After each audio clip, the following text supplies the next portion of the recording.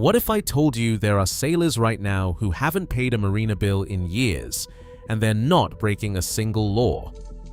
In 2020, Blackstone closed a deal to acquire Safe Harbor Marinas, 138 properties, $5.65 billion. Since then, slip fees across the country have been climbing 12 to 15% a year. Private equity didn't buy marinas because they love sailing. They bought them because you have nowhere else to go, or so they think.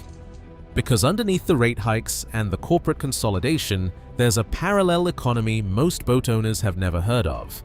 Sailors who've opted out entirely through municipal moorings, yacht club networks, federal anchoring rights most people don't even know they have, driveway storage, solar rigs that cut the cord from shore power, and strategies that exploit the system's own geography against it. The Marina Industrial Complex is counting on you believing there's no alternative. By the end of this video, you'll know there are 7. We're walking through each one, from the simplest swap that can save you thousands this year, to a full do-it-yourself solution that puts you in control of your own ground tackle. It starts with the option hiding in plain sight in almost every coastal town in America. Number 1. Mooring balls, municipal flat-rate berthing. In coastal towns up and down Florida, the old-school mooring field is still the simplest, fastest way to cut your slip bill in half without a legal fight or a $1,000 buy-in. The harbor master hands you a permit, you tie up to a city-owned ball, and the math speaks for itself. $500 a month for a public mooring versus $650 for a marina slip holding the same 35 to 40-foot boat. That is a savings of $1,800 a year, just for switching from a corporate dock to a town-run field. And the rate is flat rate, no upcharge for length or draft, no extra for transient status. It is the same price whether you are in a classic sloop or a modern cruiser, but there is a trade-off, and it is not just about the money. Mooring fields do not offer shore power, no plugging in for air conditioning or battery charging. If you want to step off, you will need a dinghy or a small tender. There is no locked gate, no valet, and no marina club room. What you get is a mooring ball, a chain, and a cleat maintained by the city, inspected on a schedule, and governed by a clear set of permit rules. In most Florida towns, the harbor master keeps a waiting list, checks insurance, and limits live aboard status. Maintenance is the city's job, but you are responsible for your lines and for following the rules, pay the monthly fee, stick to the posted limits, and respect the field's quiet hours. For sailors used to the all-inclusive marina lifestyle, the switch can feel like stepping back in time. But that is not a bug. It is the point. Mooring fields reward independence and punish waste. You learn to manage your own power, run your own tender, and keep your boat ready for weather. For anyone tired of watching slip fees climb 12 to 15% every year, this is the most frictionless escape. The marina industry is betting $5.65 billion that you have forgotten how to be independent. Prove them wrong. Start with the mooring field. That is not fancy, it is practical. In second place, yacht clubs and their reciprocity networks turn slip fees into something negotiable, a game of leverage, not just rent. For less than $2,000 a year, a sailor at Raritan Bay Yacht Club unlocks dockage at home and access to over 950 reciprocal clubs across the country. That annual dues figure, under $2,000, covers not just a slip for your 30-foot boat, but showers, launch service, and a clubhouse that does not charge extra for a cup of coffee or a hot shower. The math is blunt. Compare 12 months of slip rent at a private equity-owned marina, often north of $8,000, to a single dues check, and the savings stack up fast. Even if you only use reciprocity for a handful of nights, say 3 guest nights at a New England club, where transients pay $5 per foot per night, you are pocketing hundreds in avoided fees before you even tally up the social perks. But the real muscle of the yacht club model is the network. Reciprocity means you can cross the country, tie up at partner clubs, and pay nothing or next to nothing for courtesy nights. It is not glamorous, it is leverage. The system runs on handshake agreements and a century-old code. Show your card, follow the rules, and respect the guest night limits, usually 3 to 7 nights per visit. Some clubs require advance notice, others hand you a gate code and leave you to your own devices. The reciprocal directory is thick, the rules are published, and the savings are real if you are willing to play by the club's terms. There is a catch, and it is not just the dress code. Wait lists are real, especially at clubs with prime locations or legendary summer parties. Some clubs have a multi-year queue, others want to see you at a few work parties or races before you get a key. But the numbers do not lie. Dues are a fraction of slip rent, and the network is national. Get on a wait list now, even if you are not ready to join this season. In a world where Blackstone owns the dock, the only way to beat the system is to opt into a different one. When you swap rent for dues and tap into reciprocity, you are not just saving money, you are buying out of the captive customer game. That is not nostalgia, that is strategy. Anchoring rights are written into federal law, Title 33 of the Code of Federal Regulations, Part 110. This code guarantees every sailor the right to anchor in navigable U.S. waters, no permit required. For boats under 65 feet, the rules are even more forgiving. In special anchorage areas, you are exempt from the usual anchor lights and sound signals. The Coast Guard defines these zones, and as long as you are not blocking navigation or creating a hazard, the water is yours for the night. No berth rent, no club dues, just a legal right to drop anchor and stay afloat, at least for a while. But the details matter. Local governments have learned to sidestep the federal baseline. Most coastal towns now enforce a 72-hour limit, 3 days, then move or face a fine. Richardson Bay, California, became the test case. Once home to over 200 anchor outs, the bay saw its numbers plummet to just 32 by June 2026, after a wave of enforcement and a new ordinance. The penalties were steep, $250 per day per boat for overstaying. The Coast Guard supported the crackdown, issuing cease and desist orders and threatening removal for anyone ignoring the deadline. Sailors challenged the rules in court, arguing that federal law should preempt local ordinances. The judge disagreed. The right to anchor remains, but local time limits and permit requirements hold up unless they amount to a total ban in federal waters. To avoid fines and keep your independence, vigilance is everything. Always check the current map for special anchorage areas in Title 33, Part 110 of the Code of Federal Regulations. Boats under 65 feet get a break on lighting rules, but not on local time limits. Most places give you 72 hours before the meter starts. Some require permits for longer stays, and nearly all will ticket you for ignoring environmental or safety codes. Fines typically run $250 to $500 per day, and repeated violations can mean impoundment. Anchoring offers pure freedom, but only for those who know the rules and move before the clock runs out. Trailer sailing marks a sharp turn away from marina life, swapping slip fees for the freedom of the open road. 4 models define this path: the Seaward 26RK, Compact 25, Catalina 25, and the Flicker. Each of these boats fits the sweet spot, compact enough for a trailer, yet sturdy enough for real coastal adventure. The Seaward 26RK, fully loaded, tips the scales at just under 6,000 pounds, making it a match for a 1-ton pickup or a heavy-duty SUV with the right tow package.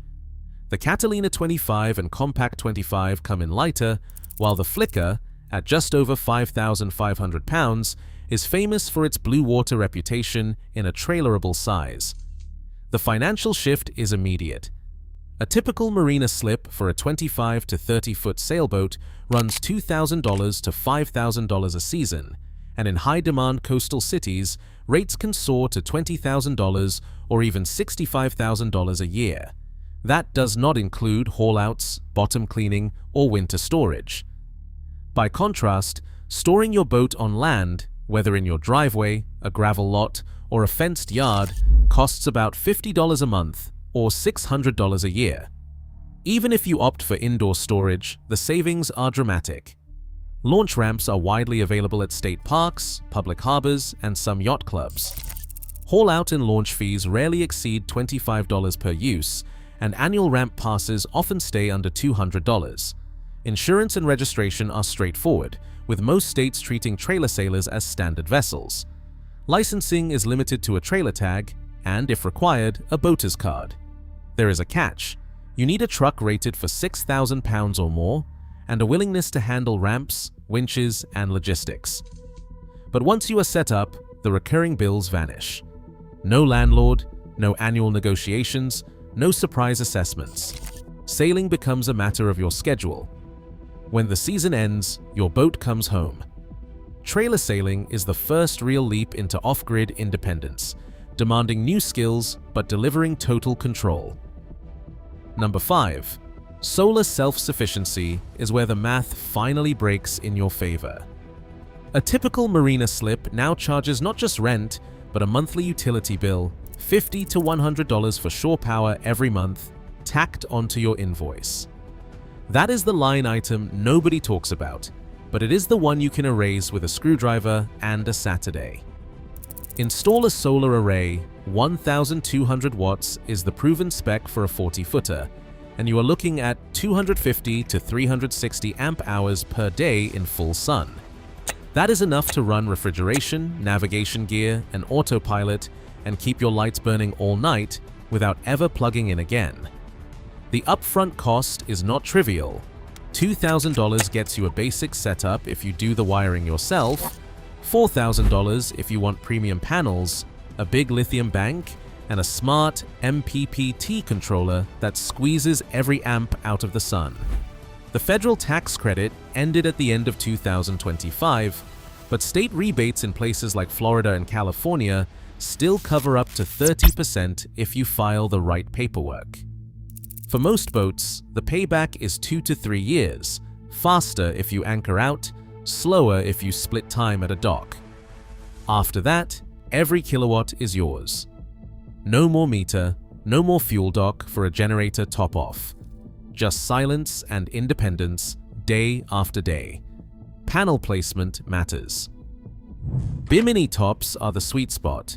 2 170-watt panels up high, clear of shadows, wired to a charge controller that talks to your house bank. Add a third on the stern rail if you are running heat or a water maker. The only maintenance is a monthly wipe down for salt and bird droppings.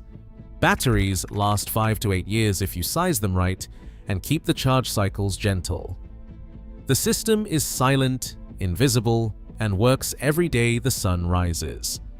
Solar is not just about saving on the power bill, it is about cutting the last cord to the Marina, making it possible to anchor out for weeks, switch ports with the seasons, and never worry about a utility shutoff. The spreadsheet jockeys at Blackstone did not account for this. Some sailors refuse to be captive customers. When you can make your own power, the Marina's leverage shrinks to zero. That is not just a financial win, it is the return of real seamanship, and it is the foundation for every escape that comes next. Seasonal port switching turns Marina pricing into a game of timing and geography. In New England, summer mooring rates land between $3,000 and $5,000 for the season, but by November, those same slips either close or drop to off-peak rates. Florida flips the script. Winter brings packed docks and high prices, but by June, demand drops and yard storage can be had for a fraction of the peak. The real savings come from building a snowbird spreadsheet. 4 months in Newport at $1,200 per month, then hauling south for winter storage in Florida at $250 per month. Factor in a $1,200 haul and launch fee, fuel for the trip, and a temporary insurance hike during hurricane season. The annual total hovers around $7,800. Compare that to keeping the boat in a year-round slip in Newport or Miami, where annual costs hit $12,000 to $16,000 plus utilities and extra fees.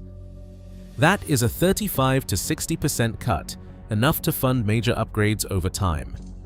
The strategy hinges on timing. Northbound in May, southbound in October, always ahead of the insurance blackout. Most underwriters demand a named storm plan and proof the boat is out of the hurricane zone by June 1st. Miss that window and premiums can double or coverage disappears. Some yards won't allow liveaboards, and many require liability insurance before accepting a vessel. The risks are real.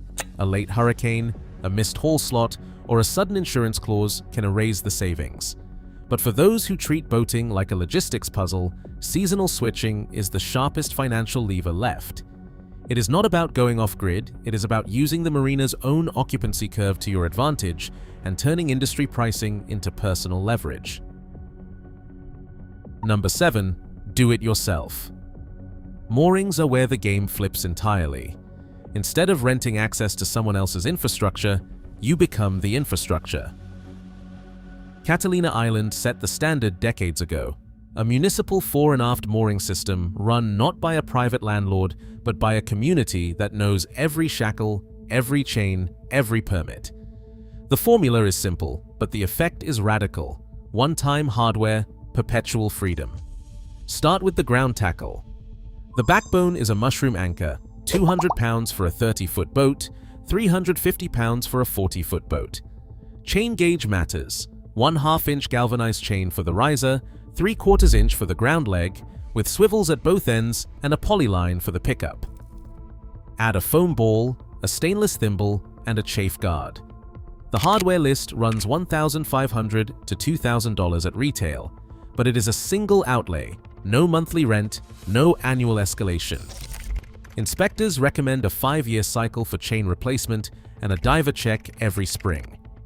Over a 5-year span, the cost comes out to $30 a month, hardware and maintenance included, a fraction of the cheapest slip rent in any private equity-owned marina. Permitting is the real test. Most harbors require an application, a site survey, and an environmental review. Catalina's process is public. You file with the municipal office, pay a $250 annual permit fee, and agree to periodic inspections. Some towns allow private permits, others restrict them to residents or co-op groups. The paperwork can drag, expect 3 to 6 months from application to approval, but once the permit is in hand, the mooring is yours. No landlord, no gate code, no fine print. Maintenance is a shared responsibility. In Catalina, co-op members pool for annual diver checks and split the cost of chain and hardware. If a shackle fails, the group replaces it. If a storm rolls through, the community rallies to reset anchors. The system demands vigilance, but it breeds competence and independence. This is the final step in the escape arc, not just opting out of the rent cycle, but building something that lasts. The math is clear, the rules are public, and the tools are in your hands. Your grandfather did not need a corporate marina. He dropped a hook, rowed a dinghy, fixed his own engine. That sailor still exists. If you want to own your freedom, start by owning the ground tackle. Across all 7 exits, one pattern stands out. Real independence is not granted by marinas, it's reclaimed by those who know the rules and act. Wall Street bets you'll forget seamanship and settle for captivity. But every alternative here proves you still have agency. Your grandfather didn't need permission to drop a hook, and neither do you. The only monopoly they can enforce is the one you accept.